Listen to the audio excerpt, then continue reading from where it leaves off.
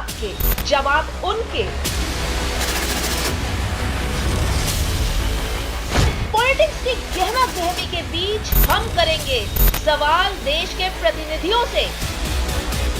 देखते रहिए उत्थान।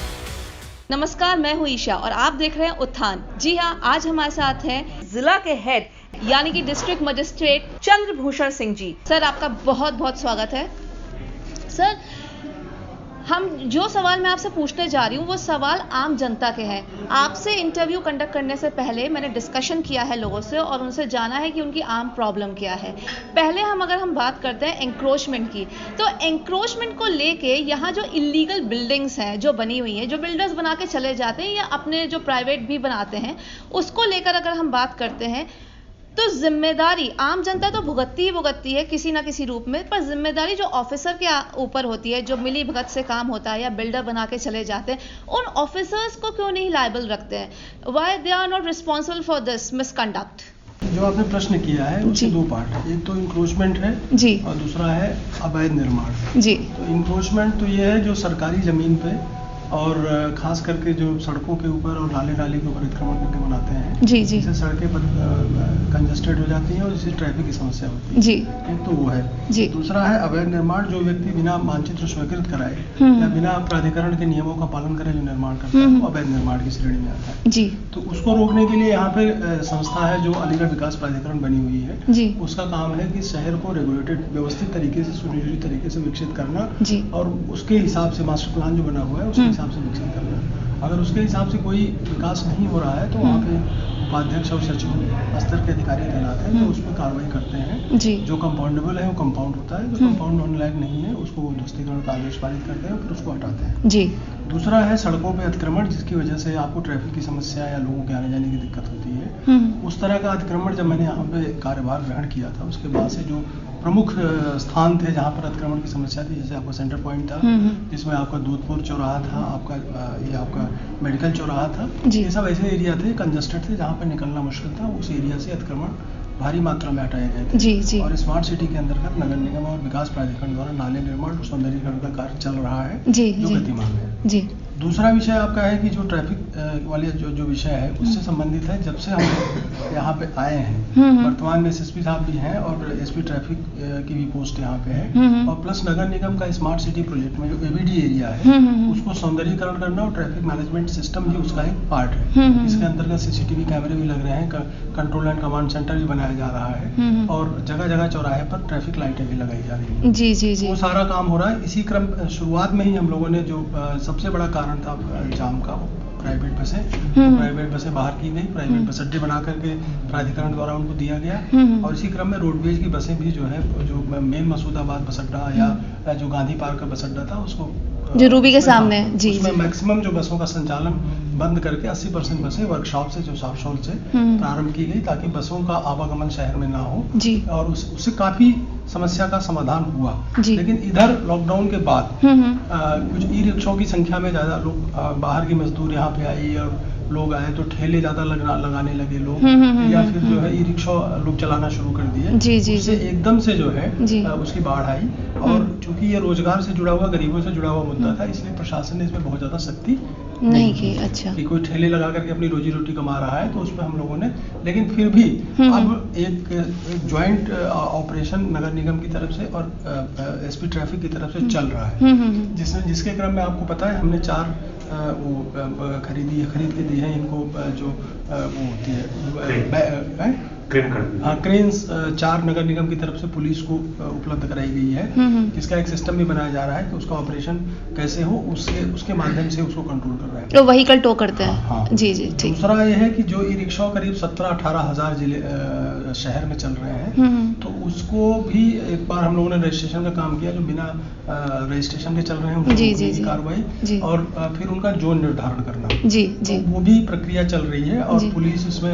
एसपी ट्रैफिक लगातार उसमें प्रयास प्रयास कर रहे हैं और जी। उनके स्तर से योजनाएं बनाई जा रही हैं, पर उसको इम्प्लीमेंट भी किया जा रहा है। जी जी जी इधर मैंने देखा कुछ अवैध टेम्पो भी शहर में चल रहे हैं। जी उनको- बिल्कुल बिल्कुल हाँ, बिल्कुल उनको भी सर, रोकने के उसके लिए- बारे में मैं आपको बताऊं कि अभी जो जैसे आपने अभी कहा ई रिक्शा के लिए और ऑटोज़ के लिए आपने स्कीम्स तैयार करी हैं और उसको लागू भी इम्प्लीमेंट भी करने जा रहे हैं। इसी के मैं आपको बताती हूँ, कल का ही इंसिडेंट है। ई रिक्शा क्योंकि रजिस्टर्ड नहीं होती है, ऑटो रिक्शा क्योंकि रजिस्टर्ड नहीं होती हैं, तो ट्रैफिक लाइट्स को जंप करके चले जाते हैं। कल रेड लाइट हो रही थी रामघाट रोड पे, मैं ही देख रही थी, और वो जंप करके चली गई क्योंकि रजिस्ट्रेशन नहीं है, नॉकडाउन कर देते हैं। अगर हम दिल्ली का एक वाकया ऐसे ही देखें तो एक लेडी को नॉक करते हुए चला गया ई रिक्शा, उनके गोद में बच्चा था जो कि तेल की उसमें कढ़ाई में जाके गिर पड़ा। तो ये जो हादसे हो रहे हैं, ये ई रिक्शा बहुत इनडिसिप्लिन तरीके से चलाते हैं, उनको कोई भी ट्रेनिंग नहीं है, लाइसेंसेस प्रोवाइड नहीं है, ना वो अप्लाई करते हैं, और इस वजह से वो बच के भी चले जाते हैं क्योंकि वो अनरजिस्टर्ड होते हैं। देखिए, इसमें एक सतत प्रक्रिया है और रेगुलर चलता रहता है। पुलिस ने पिछले महीनों में बहुत ज़्यादा भारी मात्रा में चालान किए हैं। जी। आपने देखा होगा कि काफ़ी पैसा चालान से इकट्ठा किया है। जी। अब लोगों में धीरे धीरे सिविक सेंस आ रहा है, क्योंकि पहले यहाँ ट्रैफिक लाइटें नहीं थी। जी बिल्कुल। लोगों को उसकी आदत नहीं थी। जी जी जी। अब ट्रैफिक लाइटें लग रही हैं, ऑटोमेटिक कैमरे हैं वहाँ पे, जहाँ पर वो खुद अपने आप फोटो खींच लेते हैं जिससे चालान होता है। जी जी तो जी। लोग अब धीरे धीरे ट्रैफिक नियमों का पालन कर रहे हैं। जी जी दूसरी जी। बात यह है कि रिक्शा, एक जो अभी नगर निगम की योजना चल रही है जो स्मार्ट सिटी के अंतर्गत 25 इलेक्ट्रॉनिक बसें इनको बहुत जल्दी मिलेंगी। तो शहर जो सिटी बस सेवा है वो जब शुरू हो जाएगी तो फिर हम लोग मुख्य मार्गों पर से ई रिक्शा हटा देंगे ठीक सर। और इलेक्ट्रॉनिक बसें चलेंगी और उनके स्टॉपेज होंगे और उन्हीं इलेक्ट्रॉनिक बसों से लोगों का आवागमन, खास चल- करके जो हमारा शहर है 8-10 किलोमीटर का रेंज, जी जी जी ई जी। रिक्शा या और ये सब चीज़ें हम लोग सिर्फ इंटरकनेक्टेड रोड्स में या गलियों में इस तरह से अलाउ करेंगे। जी, लेकिन जी। चूंकि जनसंख्या काफ़ी है, लोग उसकी रोजी रोटी से जुड़ा हुआ मुद्दा है, इसलिए हम बहुत ज़्यादा उस पर एकदम से आदेश करके उसको बंद भी नहीं कर सकते। जी, जी, जी। हम कोशिश ये कर रहे हैं कि रेगुलेट करें। हाँ, उसको और ज़्यादा- proper regulate। ज़्यादा से ज़्यादा Right। रेगुलेशन लोगों को सिखा करके, समझा बुझा करके जी। और थोड़ा बहुत अर्थदंड दे करके किया जा सकता है। जी जी पर जी। इसमें थोड़ा समय लगेगा जी। और चूंकि अलीगढ़ का के लिए एक नया एक्सपेरिमेंट है, हाँ। इसलिए लोगों को आदत में आने में जो है वो थोड़ा टाइम सा लगेगा, समय लगता है। समय ठीक। तो ये सर अगर ठीक है, ये आपने ई रिक्शा ऑटो अलग के बारे में बताया, बट अगर हम मार्केट्स की बात करें, जैसे रेलवे रोड है, अमन निशा है, सेंटर पॉइंट है, यहाँ शॉपकीपर्स अपना सामान रख के, आप नालियाँ तो छोड़िए, सड़कें एंक्रोच करे हुए हैं, और उसके साथ जैसा आपने पहले भी इस चीज़ का जिक्र किया, वेंडर्स और हॉकर्स जो है वो जगह जगह इन्होंने जितनी बची हुई सड़क होती है वो भी एंक्रोच कर लेते हैं, जिस वजह से जो चौड़ी सड़कें हैं वो अब गलियों की तरह बन गई हैं। इससे आम जनता को बड़ी दिक्कत होती है। अगर आप देखें रेलवे रोड पे जाएं तो वहाँ पर मीरी लाल प्याऊ का चौराहा है, वहाँ हर वक्त सुबह से लेकर शाम तक सिर्फ जाम ही जाम लगा रहता है, और वहाँ नहीं, रामघाट रोड पे भी, सेंटर पॉइंट पे भी, जगह जगह इस एंक्रोचमेंट की वजह से काफ़ी जो है जाम लगा रहता है और लोगों को दिक्कत होती है। ये इसमें नगर निगम के पास एक अतिक्रमण हटाओ दस्ता है। जी। शासन स्तर से भी एक आर्मी ऑफिसर हैं जिनको डिप्यूट भी किया गया इसी काम के लिए। जी। तो अब इसमें जो एरिया आपने बताया है, जी। उन सब एरियाज में हम लोग एक बार नए सिरे से ड्राइव करते हैं। पहले जी। कोशिश करेंगे लोगों को बता करके कि आप हटा लीजिए, ना करिए। जी, लेकिन जी। एक माइंडसेट लोगों का बना हुआ है कि दुकान के सामने सामान फैला देते हैं। जी जी जी। तो अब यही है कि उनको या तो एकदम से इन्फोर्स करने में बहुत ज्यादा कठिनाई नहीं है हमको। जी जी जी। बट ये है कि हम चाहते हैं कि वो उनके अंदर खुद ये सिविक सेंस आ जाए कि वो उसको करना बंद कर दें, जी। और कर देंगे। जी जी ऐसा नहीं है, अगर हम लोग रेगुलर मॉनिटरिंग करेंगे, रेगुलर वो करेंगे, तो इतना बड़ा शहर नहीं है कि हमको कंट्रोल करने में बहुत ज्यादा दिक्कत हो। हम लोग इसमें एक कोऑर्डिनेशन कमेटी बना करके बैठक करेंगे नियमित रूप से, जी जी। जो हमारी बैठकें पहले होती थी। जी जी लेकिन जी। चूंकि बीच में CNRC का आंदोलन शुरू हुआ और एपेडेमिक शुरू हो गया, तो जो सामान्य प्रशासनिक गतिविधियां थी वो काफी चीजें डिस्टर्ब हो गई। तो अब हम उसको नए सिरे से रिवाइव करेंगे, और जो हमारी ADA और नगर निगम, SP ट्रैफिक और प्रशासन की जो ज्वाइंट एफर्ट होता है वो हम शुरू करेंगे, तो निश्चित रूप से ये सारी समस्याओं का समाधान हो जाएगा। कोई ऐसी नहीं कि अस्थायी और परमानेंट समस्या है, जी जी ये जी। टेम्परेरी और बिहेवियरल प्रॉब्लम है। जी जी और जी। कोशिश हम इसको उसी उसके आधार पे उसको हम उसको टैकल करें। सर ये तो आपने सही कहा, पर एक चीज़ और है कि जो ऑफिसर्स आते हैं वो अपने कार्यकाल में आते हैं, वो एक लाइन बना के चले जाते हैं, जितने भी मार्केट्स हैं एंक्रोच होता है वहाँ पर, एंक्रोचमेंट की लाइन बना के चले जाते हैं, उसको तोड़ दिया जाता है। पर ये एक लाइन बन गई आपकी, उसके बाद फिर से रिकंस्ट्रक्ट हो जाता है या एंक्रोचमेंट फिर से हो जाता है, तो एक परमानेंट सोल्यूशन नहीं आके दे रहा नहीं, है। आपने तो शायद पूरी चीज देखी नहीं है। हम लोगों ने जो व्यस्ततम चौराहे थे जहाँ पर कभी अतिक्रमण हटाना संभव ही नहीं था, जी जी जैसे आपका सेंटर पॉइंट था, जी जी। जैसे आपका जोधपुर चौराहा था, जैसे जी। आपका मेडिकल चौराहा था, जी। इन सबको पूरी तरह साफ कर दिया। और आप जाकर अगर आप देखेंगे तो वहाँ पे पेवमेंट भी बन गया, लाइटें भी लग गई हैं, सौंदर्यीकरण भी हो गया, अब चीजें काफी बदल गई हैं। जी, जी। पर ये है कि पॉपुलेशन प्रेशर भी है, हम्म। लोग हैं ज्यादा संख्या में है तो ज्यादा वाहन होंगे, ज्यादा लोग इस्तेमाल करेंगे, तो थोड़ा सा दिक्कत है। हमारे यहाँ अन्य शहरों की जिनकी हम तुलना करते हैं उनसे और हमारी जनसंख्या में बहुत फर्क भी है। जी, और जी। लोगों को और दूसरी बात है कि लोग के जो मैं बार बार कह रहा हूँ कि चूंकि एक ऐसी स्थिति थी कि इसमें हम बहुत ज्यादा सख्ती नहीं कर सकते थे। लोगों की रोजी रोटी से जुड़ा हुआ मतलब बहुत भारी मात्रा में मजदूर बाहर आए। हमारी वेंडर की स्कीम भी चल रही थी गवर्नमेंट से, प्रधानमंत्री जो उसको हम उनको पैसा भी दे रहे थे। तो ऐसे में उजाड़ना और वो करने की बात नहीं थी। थोड़ा सा जरूर लोगों को असुविधा हुई, लेकिन अब जो मैंने जैसा बताया कि अब हम इसको रेगुलेट करेंगे और जब सिटी बसें चल जाएंगी तो काफी परिवर्तन आपको शहर में दिखाएगा। सर अभी जैसे आपने कहा शहर में बहुत डेवलपमेंट हो चुका है, पर अगर हम देखें तो गड्ढे अभी भी बरकरार हैं और गड्ढे जी जी जी बात कर देखिए, जहाँ तक अधिकारियों के कार्यकाल की बात है और जहाँ तक उनको लक्ष्य की बात है और जहाँ तक जिले की प्रोफाइल की बात है, जी। मैं आपको ओवरऑल बता दूं कि जैसे मैं ही हूँ, जी, हमें जी। सरकार ने यहाँ पे लगभग 3.5 साल काम करने का अवसर दिया। जी। इस 3.5 साल में अगर आप देखें तो कौन सी ऐसी शहर के लिए जो प्रोजेक्ट थी जो हम लोगों ने क्लियर नहीं किया। जैसे आप देखिए, एक तो विश्वविद्यालय की मांग थी जो माननीय मुख्यमंत्री जी ने पूरा किया, जिसके लिए जमीन चिन्हित किया हम लोगों ने सबसे पहले। जी, जी, और बिल्कुल। 100 एकड़ जमीन दी है, थोड़ी बहुत नहीं 100 एकड़। 100 एकड़। दूसरा ठीक है। ट्रांसपोर्ट नगर की बहुत पुरानी मांग थी, जिसके लिए हम लोगों ने जमीन चिन्हित कर दिया और उसके लिए भी करीब 55-60 हेक्टेयर जमीन हो गई जो भी प्रक्रियाधीन है। ट्रांसपोर्ट नगर बनते ही बहुत सारी ट्रकें यहाँ की बाहर चली गई। जी जी जी तीसरी बात, यहाँ पे डिफेंस कॉरिडोर का चैप्टर जो 6 जिले हैं उस 6 जिलों में हमारा चैप्टर 6 जो है वो अलीगढ़ का है। उसके लिए सबसे पहले हम लोगों ने जमीन चिन्हित किया और यूपीडा ने वहाँ काम भी शुरू कर दिया। एक बहुत बड़ी प्रोजेक्ट इस जिले में लैंड अप हो रही है। जी। इसके अलावा भी आप देखें तो आपका अटल महाविद्यालय आवासीय महाविद्यालय है जी। या फिर फूड क्राफ्ट इंडस्ट्री है, फूड क्राफ्ट संस्थान है या फिर आईटी पार्क है। जितने भी बड़े बड़े गवर्नमेंट के प्रोजेक्ट से सबके लिए हम लोगों ने जमीनें यहाँ पे आवंटित कर दी। इसी क्रम में आपके थाने बन रहे हैं, नए थाने, नई पुलिस चौकियाँ, कम से कम कितने 6-7 थाने हैं ना? 3 थाने से बढ़ गए हैं। 3 थाने बन रहे हैं और 10 चौकियां बन रही हैं। 10 चौकियां नहीं बन रही अच्छा। हैं। तो इंफ्रास्ट्रक्चर को लेकर के और शहर के विकास को लेकर के और इसी क्रम में मैं आपको ये भी बता दूं कि चूंकि ये इंडस्ट्रियल शहर है, इंडस्ट्री वन प्रोडक्ट में ताला है, आपका जो है पीतल का मूर्तियों का काम होता है, बहुत हाई लेवल पे होता है। राइट। वो एक्सपोर्ट यूनिट्स आपकी बहुत सारी, एक्सपोर्ट यूनिट्स को भी हम लोग प्रमोट कर रहे हैं और एक नया इंडस्ट्रियल सेंटर हम बनाने जा रहे हैं जो ख्यामई में बनने जा रहा है। जी जी जी 60 हेक्टेयर का। तो ऐसा नहीं है। और इसके अलावा खैर टप्पल रोड, इसका चौड़ीकरण हो रहा है जी। और जो प्रमुख सड़कें हैं सबका प्रस्ताव हम लोगों ने बना के भेजा है। तो जिले की जो प्रोफाइल को लिफ्ट करने बढ़ाने के लिए अब आपका डेडिकेटेड फ्रेट कॉरिडोर शुरू हो गया। भारी मात्रा में रेलवे ट्रांसपोर्टेशन यहाँ से उसका कार्गो का होगा। प्लस जेवर एयरपोर्ट से हमारी कनेक्टिविटी सबसे पास है और उससे हमारा कनेक्टिविटी होने पे अलीगढ़ एक सैटेलाइट सिटी के रूप में डेवलप करेगा। जी जी जी। तो ऐसा नहीं है। जिले की इंडस्ट्रियल उसको फेज को लिफ्ट करने के लिए जिले के जो मेन चीज है उसको लिफ्ट करने के लिए प्रशासन ने जो काम किया है उसके लिए उसका परिणाम आने वाले समय में आपको दिखाई देगा। जी सर, उसके लिए तो बहुत बहुत कॉन्ग्रेचुलेशन। प्लस आपने अभी डोमेस्टिक प्रोटेक्शन जो विमेन का सेल बनाया है उसके लिए भी आपको कॉन्ग्रेचुलेशन। उसके चलते हमने अभी देखा है अखबार में, एक न्यूज़पेपर में निकला है कि 317 केसेस उसको सॉल्व कर दिए गए जो कोर्ट और कचहरी से बच गए हैं वहाँ जाना है। उसके लिए तो वाकई में आप बधाई के पात्र हैं। पर जैसे कि अभी हम बात कर रहे थे, ये सारे डेवलपमेंट तो हो ही रहे हैं, उसके लिए बधाई भी आपको।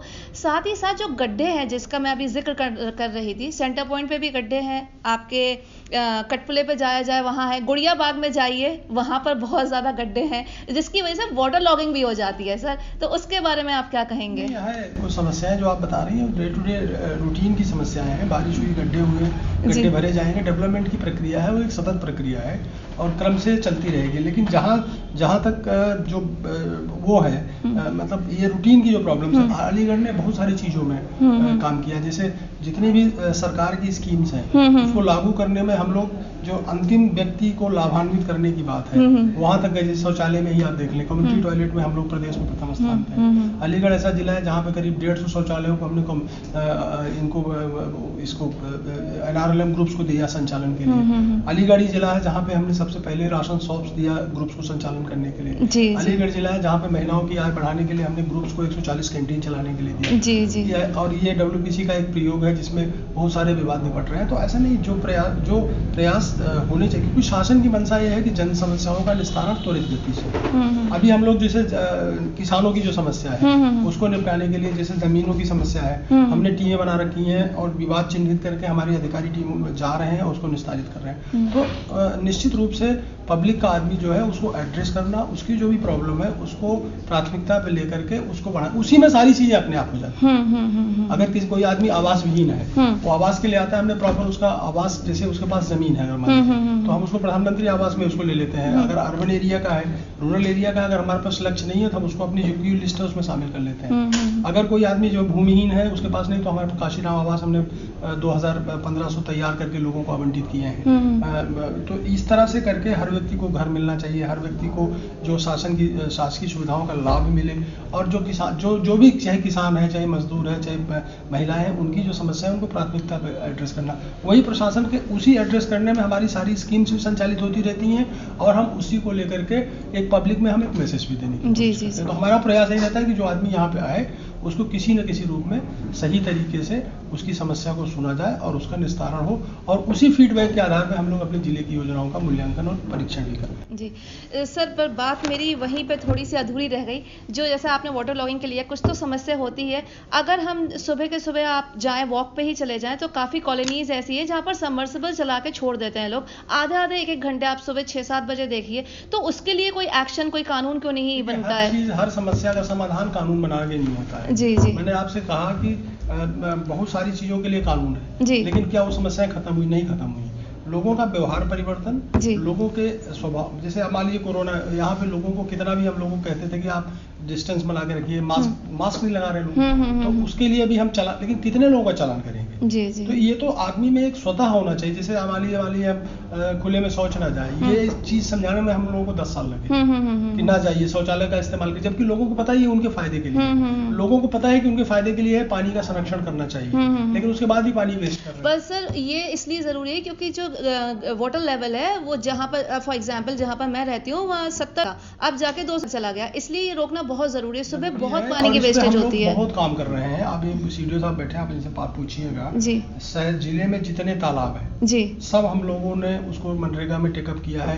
जितनी नदियां, करीब 7-8 नदियां तो हमने इस बार बरसात में रिवाइव करी हैं। हाँ, अलीगढ़ शहर की प्रॉब्लम वाटर लॉगिंग की है, क्योंकि इसकी भौगोलिक संरचना इस प्रकार से है कि यहाँ का पानी निकासी का कोई प्रॉपर सिस्टम नहीं है। और जो पुराने वाटर बॉडी थी उसको लोगों ने पाट लिया या कब्जा कर लिया या तालाबों को नष्ट कर दिया, इसलिए ये प्रॉब्लम रहती है। पर उस दिशा में भी काम हो रहा है, स्मार्ट सिटी परियोजना में काम हो रहा है। और कोशिश हम लोग करेंगे कि वाटर लेवल यहाँ का, एक राष्ट्रीय समस्या है, जिले की भी समस्या है, पर पिछले सालों से परिस्थितियों में सुधार।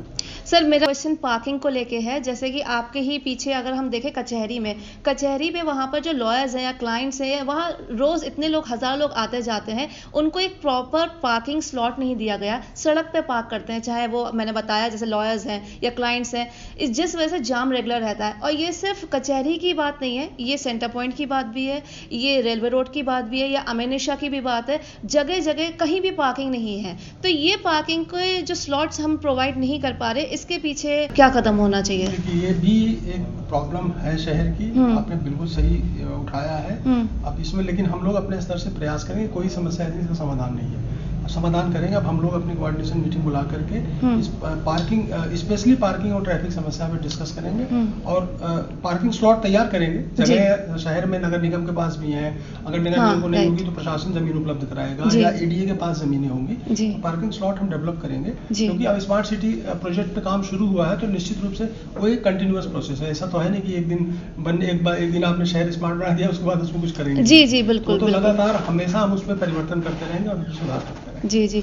सर मेरा बस 1-2 सवाल और मैं आपसे करूंगी। गवर्नमेंट हॉस्पिटल्स के बारे में पूछना है मुझे। हॉस्पिटल के बारे में मुझे ये कहना है जी कि जब कोरोना का पीरियड शुरू हुआ था, हाँ जी, तो जो हमारी सरकारी अस्पतालों की सुविधाएं थी, हाँ, आप अलीगढ़ की जनता, अलीगढ़ का हर व्यक्ति इस बात का गवाह है कि हम लोगों ने कोरोना टाइम में सरकारी अस्पतालों की व्यवस्था को माननीय मुख्यमंत्री जी के निर्देशन में हाँ। उनके दिशा निर्देश पर काम करते हुए कम से कम 6 गुने ज़्यादा ऊपर पहुंचा है। अगर वो लेवल 1 पे थी तो आज लेवल 6 पे है। सर उसके लिए तो मैं कांग्रेचुलेशन आपको कहने ही और वाली उसका थी। कारण ये है, जी। उसका कारण देखिए, कोरोना के टाइम में हमने कोविड हॉस्पिटल बनाया दीनदयाल, जहाँ 100 बेड से शुरुआत करके हमने 350 बेड तक बनाया। जी जी जी। और 3.25 और बाकायदे वहाँ पे सीसीटीवी कैमरे और पूरा मजिस्ट्रेट की तैनाती की और पूरे टाइम मॉनिटरिंग किया और लगभग 90 से 95% जितने कोरोना के पीड़ित पेशेंट थे वहीं गए और वहाँ से ठीक होकर के आए।